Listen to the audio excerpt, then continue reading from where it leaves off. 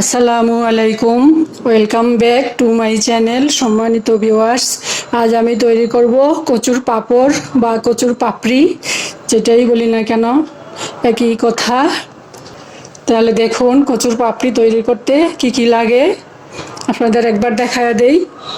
এখানে কচু নিয়েছি, বড় একটা কচু। কচুর নিচের অংশটা, সাদা অংশটা, এটা আমি কেটে ধুয়ে তারপরে একটু হাফ বয়েল করে নিচ্ছি।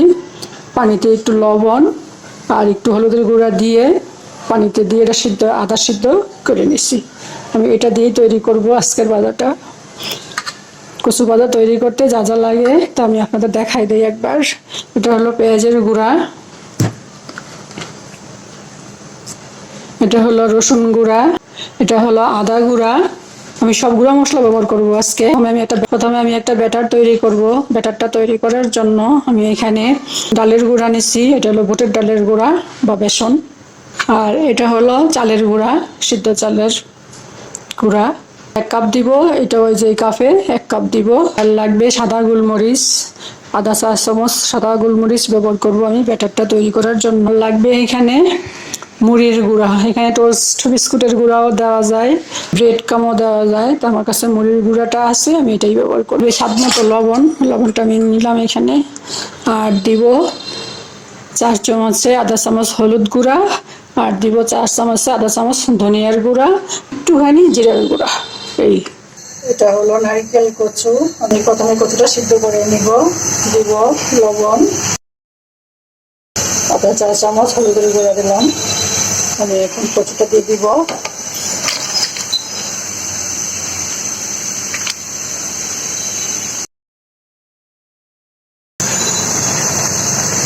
কালার এসে গেছে।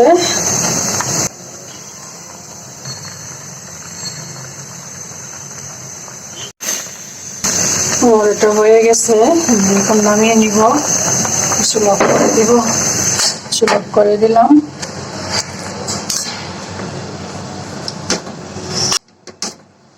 এগুলো নামিয়ে নিলাম। আমি পানিটা গরম করে নিয়ে আসছি, কুসুম গরম পানি। পানিটা দিয়ে দিব। আমি আধা কাপ পানি নিছি।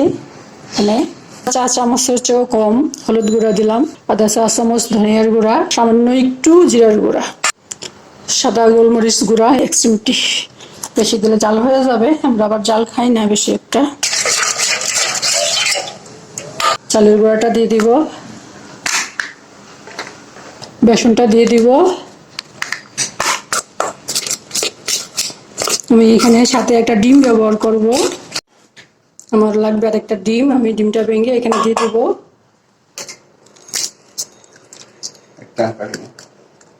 ডিমটা দিয়ে দিলাম। ডিম আর চালের গুঁড়াটা এটাকে মুসমুসে করবে, সেজন্য দিলাম। আধা কাপ পানি গরম করছি, অর্ধেকটা দিচ্ছি, একটুখানি দিব।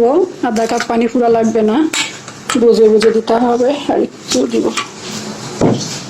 দিব একটু রসুন গুঁড়া, একদম অল্প। একটু আদা গুঁড়া, আদা রসুনের গুঁড়া একটু দিলাম। আর এটা হলো পেঁয়াজ গুঁড়া। আমি এই গুঁড়ার বদলে পেস্টও ব্যবহার করা যায়, এখন আমার কাছে পেস্ট নাই, সেজন্য আমি সব গুঁড়া ব্যবহার করলাম। এটা আমি আবার একটু গুলিয়ে নিব। দেখুন ব্যাটারটা একেবারে পাতলাও না, আবার একেবারে খুব বেশি ঘনও না। এই যে একটু আস্তে আস্তে পরে, চামচ দিয়ে উপরে এইভাবে ধরলে আস্তে আস্তে পরে এরকম। এখন ভাজার জন্য তৈরি দিব। আমি এখন কচুগুলো দিয়ে দিব। প্রথমে আমি ব্যাটারটার মধ্যে ডুবিয়ে দিব। তারপর আমি এই যে মুড়ির বড়াটার মধ্যে একটু কোট করে নেব। এখন দিয়ে দিব। চুলার আঁচ একদম কমে দিতে হবে, তা না হলে উপর দিয়ে পুড়ে যাবে। যে একটা দিব, উপর দিয়ে পুড়ে যাবে, ভিতরে সিদ্ধ হবে না।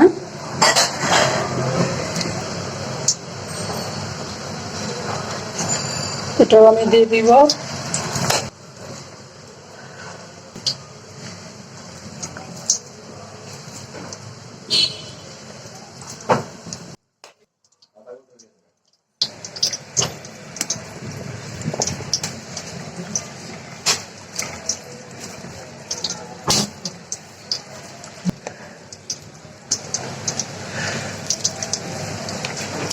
আমি এভাবে করে সবগুলো দিয়ে দিব।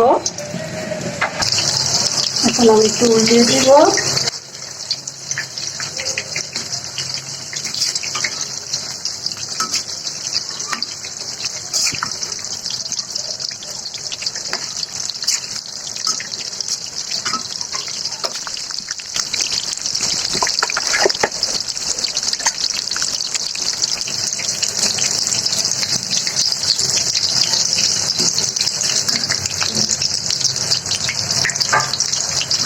আমি একটা টিস্যু পেপার দিয়েছি প্লেটের উপরে, এখানে আমি নামিয়ে নেব এটা।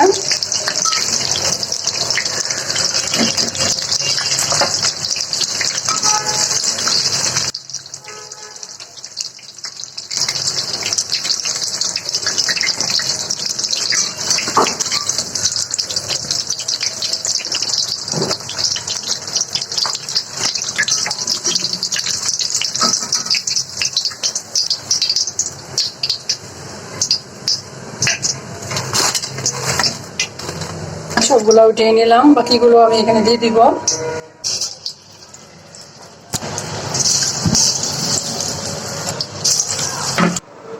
দেখুন ভিউয়ার্স, এই যে আমি তৈরি করে নিয়ে আসলাম কচুর পাঁপড় বা কচুর পাপড়িও বলা যায়, আবার কচু ভাজাও বলা যায়, যেটাই বলি না কেন একই জিনিস।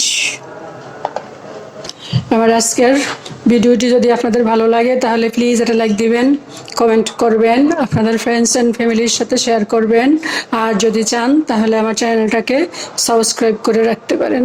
আজ তাহলে এই পর্যন্তই। আল্লাহ পাক আমাদের সবাইকে সুস্থ রাখুন, ভালো রাখুন, আমিন। আল্লাহ হাফেজ।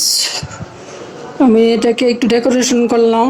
এই কচুটা আমি লবণ আর হলুদ দিয়ে সিদ্ধ করে নিয়ে আসছি, পানি ফেলে দিচ্ছি।